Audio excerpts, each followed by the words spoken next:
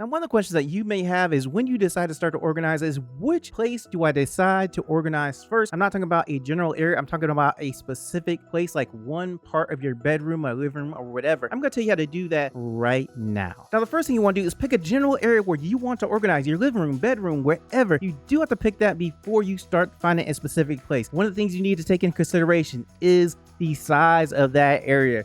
Bedroom, kitchen, garage, that general area, you have to figure out, okay, what size do I want to start even trying to organize? So you might want to start with the smallest one. You might want to start the largest one. You might want to say, hey, this medium size bedroom is a good place to start. So once you decide that, you also have to go inside that area and then also pick the size of the area that you want to organize inside that area and say, okay, I'm going to organize the right side of the bedroom, or I'm going to organize the left side of the bedroom, or I'm going to organize this part of the bedroom, this little part. That is the size I'm going to organize. You have to pick that so you know, hey, this is how much I am going to do. This is how big of an area that I want to do. Now you might think, oh, I'm done. I picked the area. No, we're going to go deeper. Now inside the area, you want to figure out which items that you want to organize. If you're in the kitchen, for example, you might say, okay, I want to pick this area. I want to do utensils, or I want to do pots and pans or whatever. But you need to decide on specific items that you want to organize because you want to do one thing at a time. You want to organize one set of items at a time. And the reason you're doing this is because you want to break things down. It's much harder to think about, okay, I'm going to organize the pots, the pans, the utensils, all this stuff in the kitchen, or I'm going to organize everything on this side of my bedroom. So you want to figure out, okay, I'm in this area. I only want to start on one specific thing or one set of things, and you choose that one thing that you want to start organizing. And whatever item you pick might also affect where you're going to organize specifically. Let's say you're in your closet and you want to organize just that closet space, and you decide, hey, I'm going to start with my shirts, and the shirts are on the left-hand side and your jeans are on the right-hand side. Now you have another area that you have picked that you're going to start in. So you're going to start on the left-hand side in this area, and now you have that specific area to start organizing. Now you pick the place you want to organize and you pick the category items that you want to organize. Now you want to go one step further and decide on specialized categories. Say you're trying to organize all your shoes. You know you're going to go through and figure them out. So instead of just organizing them all, you have a dress shoes category, a work shoes category, a sports shoes category, whatever other kind of shoe that you want, maybe dance shoes category. And now on top of organizing your shoes, you've decided on different categories where you can put different things and organize them into those categories and organize the things in those categories as well. And when you get to that part of decide on all that, then you can decide on what specific item you want to start organizing. Hey, I want to start organizing all of my dress shoes. Now that you've decided on what specific item that you want to organize and you know where it is, the place where that item is